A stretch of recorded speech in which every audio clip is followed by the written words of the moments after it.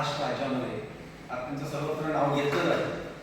पण त्यांनी एकंदरीत नाट्यप्रयोग संपल्यानंतर जे मालवण नगर परिषदेच्या नाट्यगृहातील झेंडवडे काढले त्यावेळी संपूर्ण त्या नाट्यगृहामध्ये आपलं नाट्यगृह असं आहे की जिल्ह्यातले मग ते कुडाळ असू दे मग ते देवगड असू दे नजीकची जी सिटी आहे ग्रामीण भाग आहे तिथनं फार मोठ्या प्रमाणामध्ये जी मुंबई निर्मित नाटक असतात पुणे निर्मित नाटक असतात ते बघण्यासाठी येतात.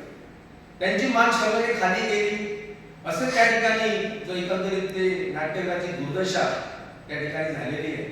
आणि ती दुर्दशा लीना भागवत यांनी त्या ठिकाणी स्टेजवरून सभा संपल्यानंतर म्हणजे नाट्य संपल्यानंतर त्यांनी जे सांगितलं आणि त्यामुळे आपल्याला बघितलं गेलं तर सुमारे 250 ते 300 खुर्च्या नादुरुस्त आहेत, एसी बंद आहे. एवढंच नव्हे तर त्या ठिकाणी एकंदरीत साफसफाईच्या दृष्टिकोनातूनही सुद्धा कमतरता आहे. बाथरूम अस्वच्छ होते, जे नाट्य कलावंत आहेत त्यांचे मेकअप रूम आहे त्यांचे बाथरूम आहे ते अस्वच्छ होते. म्हणजे अशा परिस्थितीची त्या ठिकाणी सर्व पाढा त्या ठिकाणी वाचला गेला आणि खरोखरच मालवण शहराला हा खरोखरच काळीमा लागणारी गोष्ट आहे की सन्माननीय राणे साहेबांनी नारायणराव राणे यांनी मी तत्कालीन नगराध्यक्ष असताना हे नाट्यगृह उभं केले आणि हे नाट्यगृह संपूर्ण रत्नागिरी सिंधुदुर्ग जिल्ह्यामध्ये असं नाट्यगृह आहे की साऊंड सिस्टीम सर्व दृष्टिकोनातून बघितलं गेलं तर सुसज्ज अशा पद्धतीचं ते नाट्यगृह आहे. त्याचा मेंटेनन्स होणं अत्यंत महत्त्वाचं होतं परंतु मेंटेनन्स कोणीही त्या ठिकाणी केलेला नाही. गेली 8-10 वर्ष अशा परिस्थितीमध्ये पुढे 100 खुर्च्या झाल्या 200 झाल्या 250 आता 300 खुर्च्यांमध्ये गेलेलं आहे.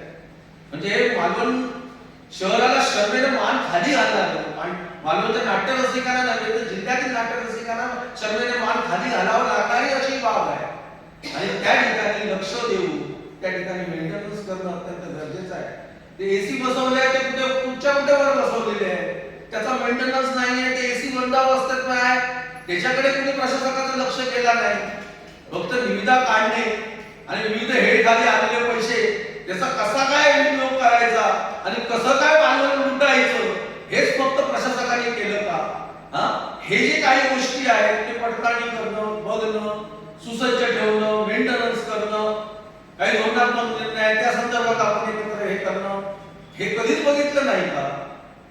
ठिकठिकाणी रांगोळी घालून ठेवलेले आहेत. CRZ मध्ये परमिशन दिली गेली आहे. अनेक बिल्डर लोकांना CRZ मध्ये परमिशन दिले गेलेले आहे. आता उद्याच्या मीटिंग मध्ये सर्व विषय आहे हे सर्व हेड आहेत त्याच्यामध्ये त्या सर्व हेड नुसार चर्चा होणार आहे. म्हणजे अशा पद्धतीने जर नाट्यगृहामध्ये ही दुरावस्था असेल आणि सॅनिटरी विभाग सुद्धा त्या ठिकाणी अस्वच्छता नाट्यगृह ठेवत असेल तर ह्या पुढे नाट्यगृह जोपर्यंत त्या ठिकाणी निधी उपलब्ध होत नाही आणि जोपर्यंत नाट्यगृहात या सर्व त्रुटी पूर्तता होत नाही तोपर्यंत आपली लाच काढून घेऊ नये आणि नाट्यगृह भाड्याला देऊ नये असं माझं या ठिकाणी पूर्णपणे असं म्हणणं आहे की माझं वैयक्तिक म्हणणं आहे. सभागृहाचं म्हणणं काय असेल मला माहित नाही परंतु मी तुम्हाला सांगतो की अशा पद्धतीचं हे देणं म्हणजे आपला कमीपणा आहे आणि संपूर्ण या महाराष्ट्रामध्ये या गोष्टीची चर्चा होणार. लीना भागवत ह्या कलावंत नाटककार एवढे प्रसिद्ध आहेत की संपूर्ण महाराष्ट्राच्या प्रत्येक व्यासपीठावर जाऊन हे सांगू शकतात किंवा सांगतील याची पण भीती या ठिकाणी निर्माण होते. त्यामुळे आपण ह्या भोगीचे नाट्यप्रयोग आहे ते नाट्यप्रयोग किंवा त्या ठिकाणी देऊ नये जोपर्यंत सुसज्ज होत नाही निधी उपलब्ध होत नाही. निधी उपलब्ध होऊन त्या ठिकाणी सुसज्ज असं सगळ्यात मोठी पूर्तता होत नाही तोपर्यंत कुठल्या रिहर्सल कार्यक्रम कारण स्थानिक सुद्धा काही लोक रिहर्सल करणारे त्या ठिकाणी आहेत. प्रथमेश सावंत म्हणून एक व्यक्ती आहे त्याने सुद्धा संपूर्ण मालवण शहराची आणि मालवण नाट्यगृहाची दत्तरमेश्वर टाकली.